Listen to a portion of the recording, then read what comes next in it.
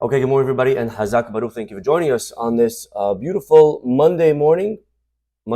As we are studying a not only new parasha, but my friends, we are entering a new book, the book of Devarim, the fifth and final book of our Torah. We know that we have the Hamisha Humshe Torah, the 5 books of the Torah, and that's why it's called a Humash. By the way, when you go to a bookstore or to a synagogue, and you ask, "Do you have a Humash?"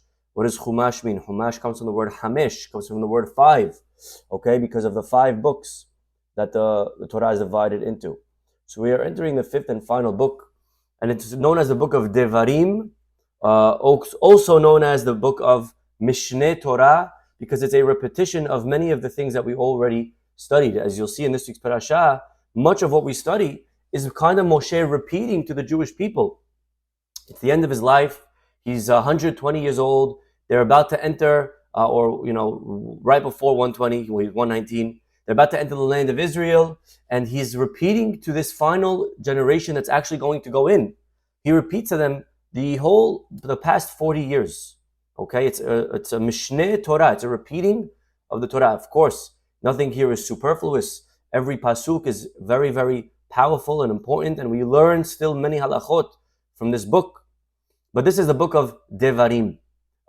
And it begins, Ele ha-Devarim, these are the words, Asher diber Moshe, that Moshe speaks, El Kol Yisrael, to the entire Jewish people, Be'ever ha-Yarden, as they are on the other side of the Jordan. So we are in the Transjordan, right on the east side of the Jordan River.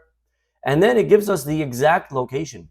Bamidbar, Ba'arava, Mol Suf, Ben Paran, Uben Tofel, Velavan, Vahatzerot, Vedi Zahav. And the commentaries notice that this does not exist. It doesn't exist. It's like saying to somebody, meet me on the corner of Madison Avenue and York Avenue. Those two don't cross. They're parallel, and there's no intersection of Madison and York. Okay, not at least that I know of. Okay, so what exactly are these coordinates? Where exactly is this address being given by Moshe Rabbeinu? There's no such place between, not only that, but just look at the first location. Bamidbar, in the wilderness. They're not in the wilderness. They're already reached civilization. They're in Moab territory. There's people, there's places, there's things. They're not in the Midbar. So the first coordinate that you gave me is already wrong. So what exactly is going on in our parasha? This is, again, one of the questions that we're going to address today. Of course, take a guess who we're going to study. Very good. We're going to study Rabbeinu Bahye. Okay? Here we go, my friends. Unbelievable. We made it. We're all the way in the 5th book. Baruch Hashem, we've stayed true to our commitment this year to try to study Rabbeinu Bahye together. And Baruch Hashem, it's coming along. And I think we've found many riches, many amazing lessons every single week just from this one commentary. And we didn't even touch this commentary. We did a little bit of the surface. There's so much more here than what we're actually doing in the 4 days, the 5 days that we're allowed to study together. But either way, Baruch Hashem, Ashreinu, how lucky we are, Umato Chelkenu, that we get to study these amazing words of Rabbeinu Bahye, the words of Hashem, the words of the Torah. He begins every parasha, as you should know by now, he begins with a verse from Mishle. Okay? Mishle, Proverbs. Okay, so here we go, my friends. He begins our parasha with a verse from Mishle, chapter 28. The pasuk says, very, very important pasuk, and it's a topic that we touched on last week briefly. Let's elaborate.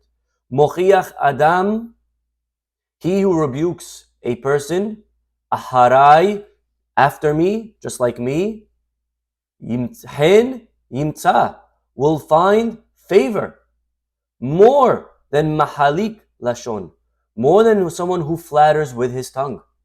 Look at this pasuk, my friends. Shlomo HaMelech is telling every single one of us that if you are someone that rebukes people, if you rebuke, just like I rebuke, mochiach adam, if you are rebuking the people around you that you love, hen yimtza, you will find more favor than mahalik lashon, than he who only flatters with his tongue. What Shlomo HaMelech is saying, and it's very sensitive, so I want to really spend some time today elaborating this pasuk. But what Shlomo HaMelech is saying, that there are 2 things you can do. You can flatter someone, or you can rebuke that someone. Someone that's doing something, and they're right. There's overall the people around us. There are two approaches. We can either rebuke them, we can critique them, we can give them feedback of where they need to improve, or we can flatter them. Which one is better? Now again, this needs to be elaborated. But, says Rabbeinu Bachya, says King Solomon, not Rabbeinu Bachya, King Solomon, Mochiach Adam Acharai, if you rebuke someone like me, ultimately that's better for the person than if you just flatter them. Okay? So what exactly does that mean? What does that mean? So says Rabbeinu Bachya, let's see what this means. Shlomo HaMelech over here, Haya Mochiach Lechol B'nei HaOlam. King Solomon, you should know, rebuked. When he wrote his books, what were his books? All his books were Musar. All of his books were basically telling the people what they were doing wrong. There are some maybe leaders, that when they write a book, when they speak, they basically speak to the tune, to the beat of the people. And whatever the people are doing, then the leader basically just ends up flattering them. And sometimes a leader needs to know when to tell the people that they're doing something wrong. If a leader is going to just all the time get up and say what you're doing right, what you're doing good, that's not really a leader. That's actually a follower. That's a leader who's just telling you what you want to hear. If everyone around you is constantly telling you, good job, yeah, Chazak Baruch, really, everything I'm doing is good, I'm not making any mistakes, I'm not doing anything wrong, there's nowhere that I could improve, how could it be that all I'm getting all day is compliments, compliments, compliments? It must be, it's more flattery. It's not really it's a flattery. And therefore, Shlomo HaMelech knew when he's writing his book, what am I going to gain by telling people what they're doing right? They're doing it already. I have to tell you what you're doing wrong. I have to tell you what you're doing wrong. And in all of his books, he was mochiach, he was rebuking, he was giving criticism. Now again, and I'm going to say this a few times today, giving criticism is the most difficult mitzvah to do. We have to make sure that when we're doing it properly. But, okay, that's like a clause that's a fine print, or maybe a very big print on the side. Keep remembering this whenever we speak about giving criticism. 100% it means the right way. But says Shlomo HaMelech, I rebuked people my whole life. Whoever needed to hear feedback that they were doing something wrong, I would give it to them. I would tell them. Right? Be like me, says King Solomon. Okay? Now, and he says, look at this. The one getting rebuked, it's not easy to get rebuked. I don't know if you ever got rebuked. I'm sure you have. Yeah? You're wasting too much time. You're very lazy lately. You're very stubborn. You're very this. You're very that. Yeah, I'm sure. Story of our lives. The whole world has been telling us that we're no good. Okay? Now again, sometimes you have to know when to cancel out that noise. Yeah? If you're an athlete, if you're a sports player, you're going to always have haters in the crowd. You have to know when the haters are just talking to put you down. Okay? But sometimes it's not coming from it. Sometimes it's coming from a coach. Coach tells you that you got to start doing this better. Well, we would be very wise to listen. And the nochach, the one getting rebuked, obviously, why am I getting rebuked? I'm getting rebuked because I'm doing something that's animalistic. I'm doing something that's more earthly. Yeah? Maybe I'm not praying enough. Maybe I'm not doing enough chesed. Maybe I'm spending too much time on materialism. Maybe I'm too focused on myself. Okay? I'm acting like Adama. When I do something that requires criticism, it means I'm not acting to my best self possible. And therefore, the King Solomon writes, Mochiach, when you rebuke Adam, he uses the word Adam. He doesn't say Mochiach Ish, when you rebuke a person. He uses the word Adam. There's two words for man, Adam and Ish. But Ish is higher. Adam is lower.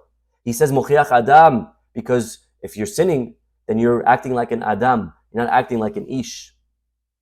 And now, look what he says. Rov hatochachot hu lahamon ha'am. When we rebuke people, and this is a very important point over here.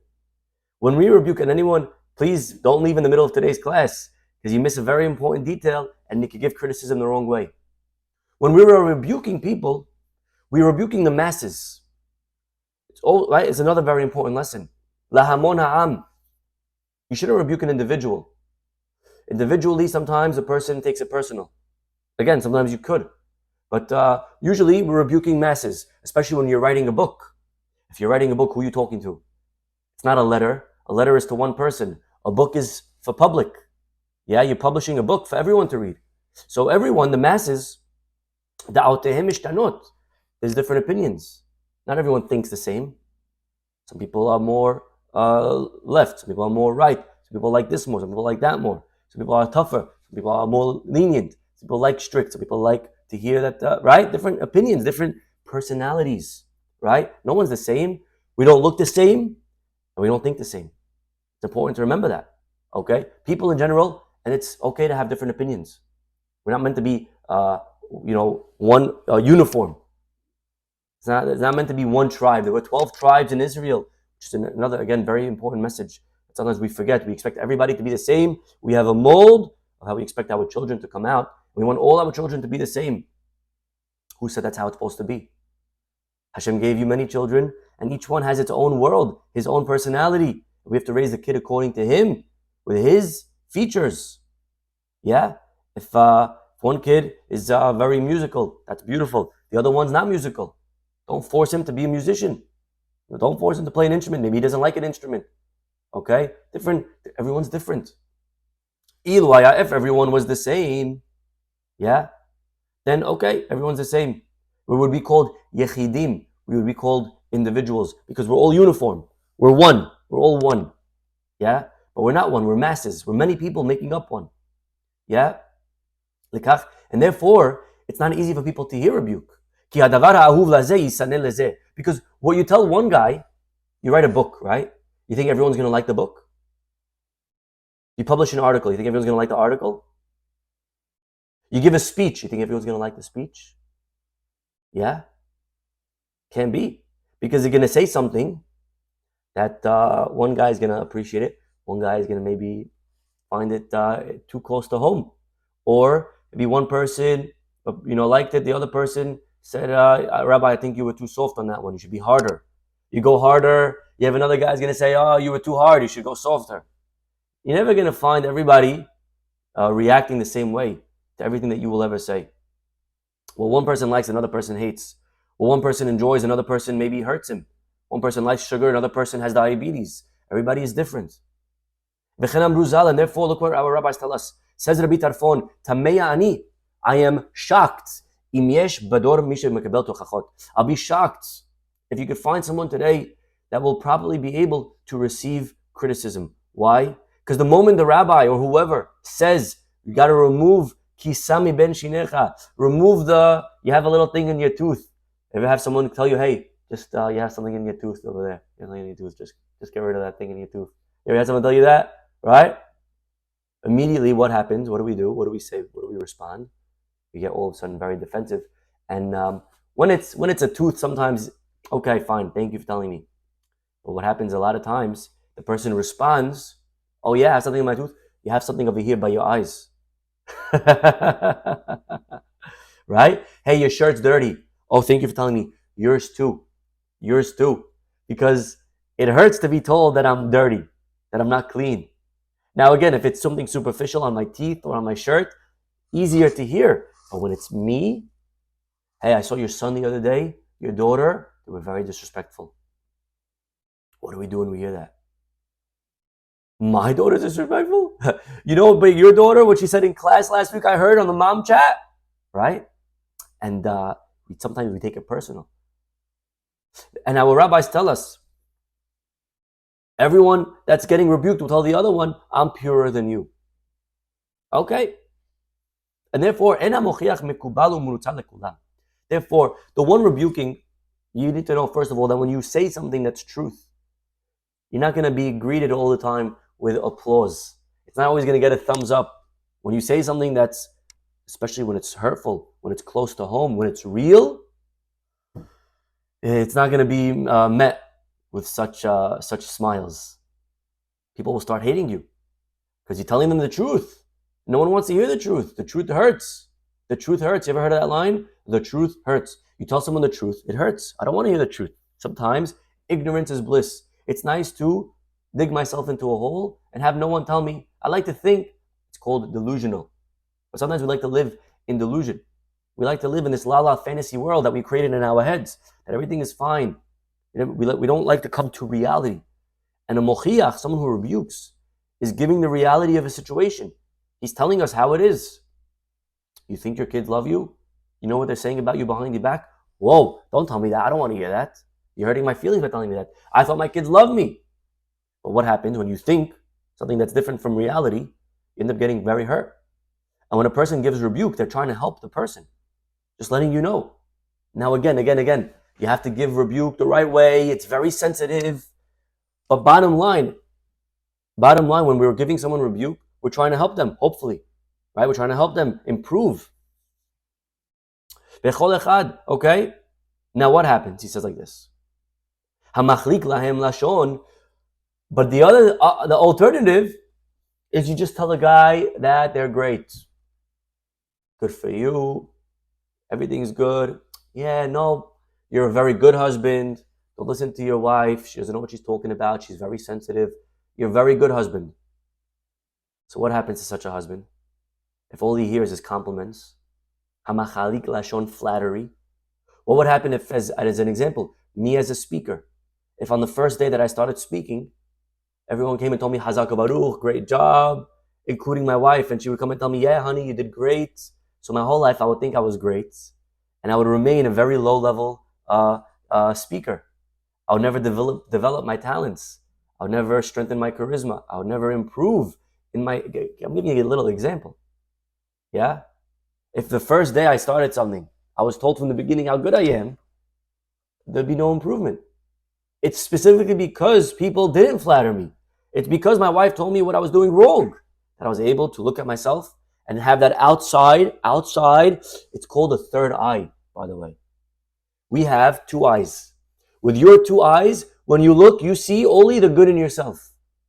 When we look into from a third eye, that is something that is able to help me see me, the real me. When you're looking from your own eyes, your own two eyes, there are blind spots. Right now, you can't see what's behind you unless you're looking at a mirror. Right? You can't see. Actually, your vision is very narrow. You can actually, with your own two eyes, tell you a little cool thing. You ready? The person that you see least in your life is yourself. Again, unless you're always selfieing. The person that we see least is ourselves. With our own two eyes, what do we see? With our own two eyes, we see others. We can never see ourselves.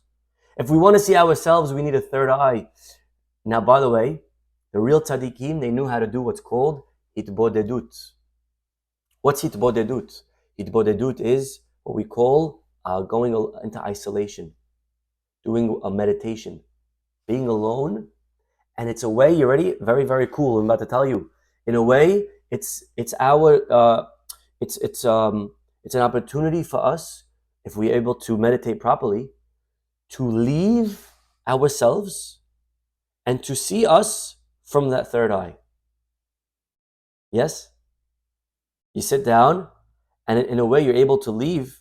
Again, you're not going anywhere. But in your mind, in our minds, we're able to assess us as if we were an outside opinion. That's what real hitbodedut is. When you do yoga, when you're going into thoughts, when you're doing meditation, what are we supposed to do? That's what we're trying to do. We're trying to assess ourselves from the outside. Right? We're trying to be that third eye. And the tzaddikim knew how to do this. They knew how to leave themselves and look at themselves and assess themselves. Yeah? But today it's very hard for us to do that. You need that person. Our rabbis tell us, Aseh lecha rav, ukneh lecha chaver. Get for yourself a rabbi, get for yourself a friend. What is a rabbi's job? What is a friend's job? Rabbi's job is not to flatter you.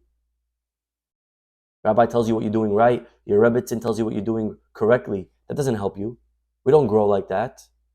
We need a mentor. We need a therapist. We need a guru. We need somebody to tell us what we're doing wrong. Where we need improvement. Where we can change. Where we can develop. Yeah? Where we could, a tiny adjustment here, a little adjustment there. That's what a Rav's job is. And that's what a Chaver's friend is. That's what a Chaver's job is. A friend's job and a rabbi's job are the same. My friend. My friend. Now again, some friends, you just want them to be regular friends. You're my tennis friend. I don't expect my tennis friend to start giving me criticism. He's a tennis friend. He's a tennis buddy. Okay. Your job is to play with me. That's okay. But maybe you want a tennis coach that will tell you where your forehand needs improvement, where your backhand, you're not bending enough, taking your eye off the ball. Right, Joe? Am I a little bit on the point of view today? Yeah, you need that guy on the outside that can assess, that can tell us. And by the way, many people pay thousands of dollars to have professionals guide them. A mentor, give them feedback. Yeah? Because sometimes it's hard to see the truth from the inside. So when someone criticizes you, the point is, what we're trying to make today, it may hurt, it may sting, but it's something that we should embrace. It's feedback. That's how we have to view criticism. Substitute the word criticism with feedback. All of a sudden, someone's giving me feedback. So they're not knocking me, they're giving me an advice, something like I could use this, I could grow from this. I should actually kiss the person. And a real tzaddik, a real chacham, a real wise person would know that when they're given feedback, they jump with joy. They're ecstatic. Thank you for helping me. You're improving me. What do I need you to tell me what I'm doing right? That doesn't help me. That doesn't do anyone no good. Yeah? So says King Solomon, Hamachalik lahem lashon, people that only flatter. Okay, look at this. Most people, they love flatterers. Look at this line in the Gemara. I didn't make this up. The Gemara made this up. Look at this line. Hai tsurba mirabanan. You know why? Gemara says, you know why some people love young rabbis more than they love the older rabbis? And this is a phenomenon already from 2,000 years ago. Yeah? Look at this. 2,000 years ago, they already liked the young rabbis more than the older rabbis. But the Gemara says, you know why that's the case? You know why people love the young more than the old? Because that young, inexperienced rabbi doesn't rebuke them in religious matters. He's a young rabbi, and all he does is compliment and feel good speeches, so everyone loves him. But do we really grow like that? Do we grow? Now again, the truth is, a lot of times we could grow through constructive criticism by showing how much you could achieve, 100%. But the point is, if all we're going to do all day long is tell a person, yeah, no problem, you're eating this much not kosher, that's fine. You're keeping this much of Shabbat, that's fine. If this is how you act, that's fine. So we're just endorsing everybody. We're just flattering everybody. That's why everyone loves you. The real tzaddikim, by the way, I'll give you an example. There was a big rabbi, the Bah, on his deathbed, his enemies, he had many enemies in his life. All of his enemies, they came on his deathbed. The Bach looked at them, he said, now you came to visit me? Now you come? And his enemies, the congregants, they started crying. They said, our dear rabbi, the reason we maybe fought you was because you were saying the truth. And sometimes the truth hurts. That's why we fought you. But you're very beloved to us. And don't let whatever we told you in your lifetime get to you. It wasn't personal. It was because you were hitting chords. You were striking a chord. It was emet what you were saying. And it's hard to hear the truth sometimes. So that's why we always gave you slack. That's why we always gave you, right? But deep down, we love you, Rabbi. And we are better because of you. When there's a rabbi that's loved by the people and there's nobody that doesn't like him, it's not a good thing. The rabbi should be worried. Why does everyone like me? Am I that popular? Am I that good that everyone loves me? How could it be that no one doesn't like me? No one doesn't like you because maybe you're not giving them musar here and there. Because, if you have enemies, you're doing something right. You should know that. Okay? You should know that. If you have enemies, you're doing something right. Okay? Because the guy that's doing the wrong things, no one cares about. Yeah? If you have people that are writing comments against a video that you post, means that you said something that people are listening to. It shows that you're being listened to. The guy that has no one listening to him, no one's writing to him. Okay? So, Al Ken Amar Shlomo. Therefore, King Solomon says, Mochiach Adam Aharai, if you rebuke people like me, Chen Yimtza Memachalik Lashon, you'll find more chen, more favor than just someone who flatters all day. Okay? Again, you may not find favor immediately. Maybe in the beginning people will not like you. Who is this guy? And again, when we rebuke, it has to be done benachat. It has to be done properly. It has to be done with a smile. It has to be done all the right ways. All the right ways when we're telling someone, whether it's our spouse or our children. Again, for every class like this that I give 4 other ones of the other side, of giving criticism the right way. But once in a while, I have to give this type of class, this type of message of the listener end. Again, the giving end, that's a whole different art. Maybe the most difficult art is how to give criticism. But today I'm talking about from the listening end. When we're listening to criticism, when someone criticizes us, we would be very wise to listen. Because again, someone criticizes, it's not easy to hear. And especially when the words are hitting home, brush it off. I don't like this rabbi. I don't like this person. Okay, now again, you may not like him. It could be he is too strong. It could be he's not healthy for you. Doesn't mean that he's the right guy for you. Fine. Okay. But when a person only flatters, okay, and you tell people that are doing the wrong thing, person's smoking, and you tell them, good job. Smoking helps digestion. Nothing wrong with these drugs. Yeah, I heard people take them, they live till 90. It doesn't mess with your brain. And you just keep telling everyone, no problem, no problem, no problem. Mutarim lachem, mutarim lachem, mutarim lachem. Right? This is allowed, that's allowed. If you're going to do that all day and tell everyone how everything is allowed, so you're supporting a sinner, you're supporting a person who's doing evil, and he's going to eventually lose his soul. He's going to lose his life. What did you gain? What did he gain? Did you do anyone a favor? And therefore, Yisrael, the Jewish people, look at this. They were rebuked by Moshe constantly. And ultimately, Ma'alin Hein Lifnei HaKadosh Baruch Hu. Because of his rebuke, they ended up getting a lot of favor by God. Shahaya Mochicham Tamid. Moshe didn't tell the people, don't worry, it's okay. And I think today we could use a little bit of this. Today, when a people is going in a certain direction, the leaders, it's not their job to just say, good job, good, yeah, okay. You know what? If that's what you believe, then we're going to endorse it. If that's how it is, then we're just going to allow it. It's not a leader. Moshe Rabbeinu, he never lowered the bar to the level of the people. You hear what I'm saying? Some people, they lower the bar. Moshe Rabbeinu wanted to raise the people. You see, because the people in the bar, they always have to try to be in sync. What happens when they're not in sync? 2 options. Lower the bar or raise people. Which one are you going to try to do? Unfortunately, today, many false leaders, they would lower the bar. By the way, that's what Avodah Zarah is. What's idolatry? Idolatry is basically saying to you, if this is where you are, then your God will meet you there. That's what idolatry is. This is what you like? No problem. I found a God that allows that. Judaism never said that. Judaism says, this is the bar. This is the Torah. This is real. This is truth. This is emet. This is growth. This is success. This is happiness. This is peace. This is love. This is life. This is how to have a good marriage, a good relationship. This is how to have everything. This is it. And if you're here, let's work on getting there. Let's work on building. Don't lower the bar. Raise the people. Moshe Rabbeinu always worked on raising the people, on rebuking the people, on lifting the people. He would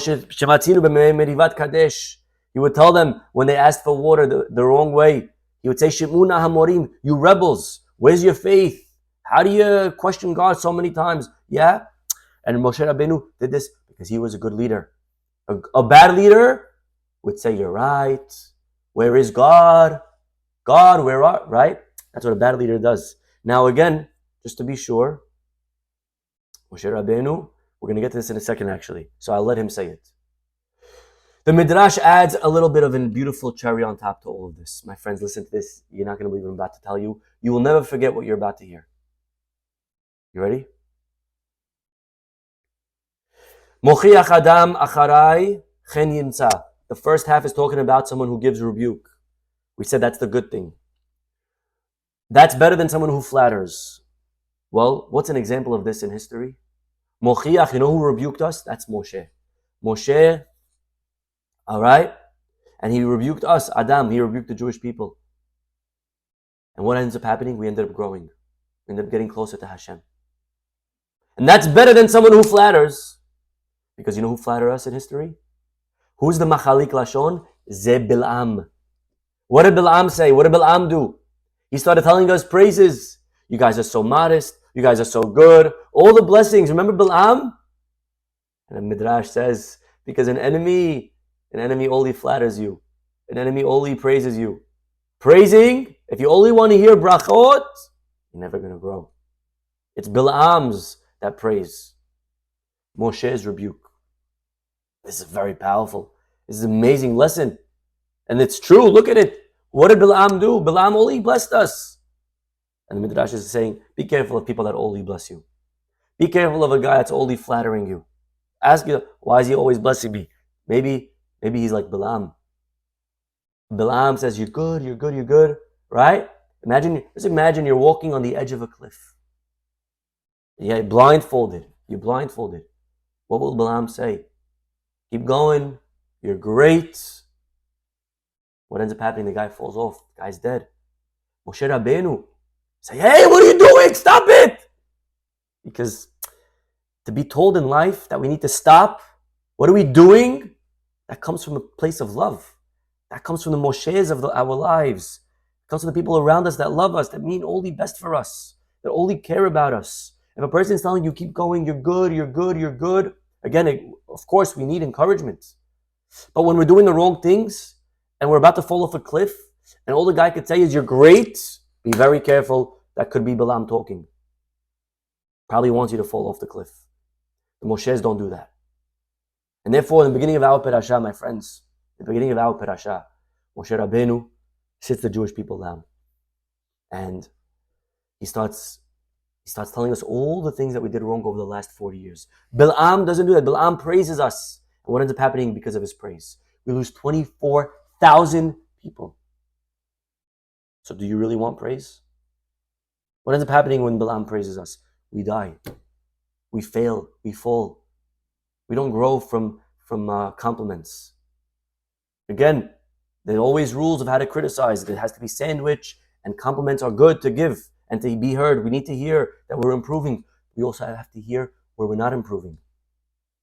And therefore, Bil'am, he only compliments, we end up dying. Okay? Moshe Rabbeinu, and Moshe Rabbeinu criticizes us. And look at this in the other pasuk in Mishlei. Ne'emanim pitzei ohev. The strike of a friend is better than the kiss of an enemy. Your enemy kisses you, your enemy compliments you, be very careful. I would rather any day, says King Solomon, the strike of a friend. Because that strike is putting me back on path. It's putting me back on course. An enemy's kiss, where's it going to get me in life? And therefore, Ele Devarim, these are words. And Moshe Rabbeinu rebukes the Jewish people. Haya Moshe marbe lehocham. He would rebuke them plenty. But, and here's the key words, umitpalel alehem. But he would also pray for them. You see, my friends, these two words, they kind of qualify the entire Rabbeinu Bachya that we read together. When you rebuke someone, you got to rebuke them and you got to pray for them. What that means is, some people, they like to rebuke and they hope the person keeps failing so that they keep rebuking. Moshe Rabbeinu rebuked and he prayed that we should improve. When Moshe talked to us, he rebuked. When he turned to God, he prayed. That's a real loving leader. To our face, you're doing the wrong thing. When he turned around and he spoke to God, God, you better forgive them. That's called a defender of the people. So if you want to know if your criticism is the right type, ask yourself, when you speak to God, how do you talk about those people that you don't like? God, stop them already. Why you have so much patience on them? They're sinning so much, right? Is that how you talk? Then you're not doing Moshe's job. then your criticism is not a good type of criticism. A real criticism is criticizing to the face, and behind them, I saw a beautiful line one time, a real friend will critique you to your face and compliment you behind your back. And that's exactly what Moshe Rabbeinu did. Moshe to our face, you're going down the wrong path, guys. The moment he turned around to God, he was our defender, he was our lawyer. He would protect us, he would advocate for us. Defense attorney number one, to be mitpalel. The famous example we've given in the past is about the mice. You ever saw mice in the house? Hopefully not. But maybe you know that when there's a mouse in the house, you chase it out. There are two creatures that chase that mouse. There's the cat that chases the mouse, and there's the owner, the house lady, who chases the mouse. Both chase the mouse, but they are worlds apart. And let me tell you why. When the cat chases the mouse, the cat's chasing the mouse, hoping there'll be more tomorrow. When the lady chases the mouse, the lady's chasing the mouse, hoping they'll never come again. Which one are you when you're criticizing the people around you? If you're the type that you're criticizing, hoping they stay down because you enjoy this, you get a kick out of telling everyone around you how they stink, then you're like the cat. In life, we must be like the lady over the cat. When we rebuke, it has to hurt us. When we rebuke, we have to turn around and pray to Hashem, please help them stop, Hashem. Yeah, that was Moshe. He loved us. And so, our parasha, first pasuk, Ele ha-Devarim, these are the words that Moshe addresses the Jewish people. And then he goes on and lists all the coordinates. And our rabbis say, this is what Rabbi Nebuchadnezzar is coming to add. These coordinates don't exist because he wasn't telling them about places that they were. He was telling them about things that they did wrong. And he was alluding to every single place. What you guys did wrong in the desert. What you did wrong in the Arava. What you did wrong, Mulsuf. What you did wrong, Ben Paran. What you did wrong, Tofel, Lavan, Chatzerot, Tizahav. And each place is giving them another reminder. You guys, yeah? And if we could go one by one quickly. Be'ever HaYarden, yeah? It was all the things they did wrong. And he quotes it. Arava, when you bow down to the Baal Peor, right? With Moab, with the women. Molsuf, at Yam Suf, when the splitting of the sea, you said, could God really save us here? If only we died in Egypt, right? You doubted Hashem at Yam Suf. Right? Molsuf, Ben Paran. What's Paran? The spies. That's what the spies were dispatched from. Tofel, Lavan. These are the man. The man was white. They complained about the manna. Chatzerot, Korah. Dizahav, the gold. That's the golden calf. So Moshe Rabbeinu is rebuking them for all the mistakes of the last 40 years. And he goes on and first he alludes to it and he elaborates in length. That's the rest of the parasha. And this comes because Moshe is a loving leader. A loving leader. A loving leader will rebuke. And this is the pasuk today for today, my friends. And again, of course, tochacha has to be given the right way. But ultimately, for us to remember, Mochiach Adam Acharai, if we are able to rebuke the people, just like King Solomon did, Chen Nimtza, ultimately you'll find more favor than the guy who just flatters. To just flatter gets people nowhere. And I think it's talking more about the listener end. The listener, when someone is rebuking us, to hear it.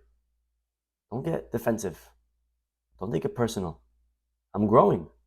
This is helping me. This is good for me. It hurts, it stings, but this is how I grow. David HaMelech would say, when my enemies would start talking against me, I would start listening, because that's how I grow. I grow from critique. I grow with feedback. Sometimes the truth hurts. But when we hear the truth, we should realize that as an amazing opportunity.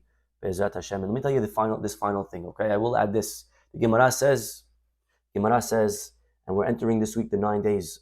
Tuesday night, okay, tomorrow night, entering the 9 days. And our rabbis tell us, as we enter the 9 days, by the way, we have to start thinking about the Beit HaMikdash. Why was the Beit HaMikdash destroyed? Why was it destroyed? Why is it not here? And we have to always think about the Beit HaMikdash, but even more as we enter the 9 days. Okay, as we get closer to Tisha B'Av, even more and more focusing on this. Our rabbis tell us, interestingly, two things. Number one, that lo hochichu ze et ze. Well, everyone knows the first one. The first one, because of sinat chinam, because of hatred. Hatred. And secondly, our rabbis tell us they didn't rebuke each other. And I think that these 2 points actually are not only powerful, but they go hand in hand. They didn't love each other, and therefore they didn't rebuke one another. Because when you love someone, you rebuke them. When you hate someone, you leave them alone. You let them keep falling. Oh, that person's messing up. Shh, don't say anything. Hopefully they keep going back until they fall off the cliff. Because they didn't love each other, they didn't rebuke each other. They would have loved, they would have rebuked, they would have told each other, you're doing this wrong, you're doing that wrong. Again, of course, the right way. But they would have at least said it. And unfortunately, nothing was said. No criticism was given. No criticism was given because of sinat chinam, because they hated each other. And they were hoping, out of their hatred, that each one falls. And therefore, when they saw their friend falling, they wouldn't adjust them, they wouldn't help them, they wouldn't give them support. Keep falling. Keep falling. That's an enemy. That comes from hatred. So next time someone criticizes you, okay, first of all, open your ears. But secondly, we have to also remember that if the person's criticized me, it's because they love me. Because they love me. Now again, maybe they could do a better job in how they're doing it, but ultimately, they're telling me because they love me. They wouldn't tell me if they hated me. If they hated me, they would leave me alone. They would leave me alone. I'd become a nobody. They're telling me out of love because they care about me. And ultimately, it's much more praiseworthy, much better than a person who only flatters.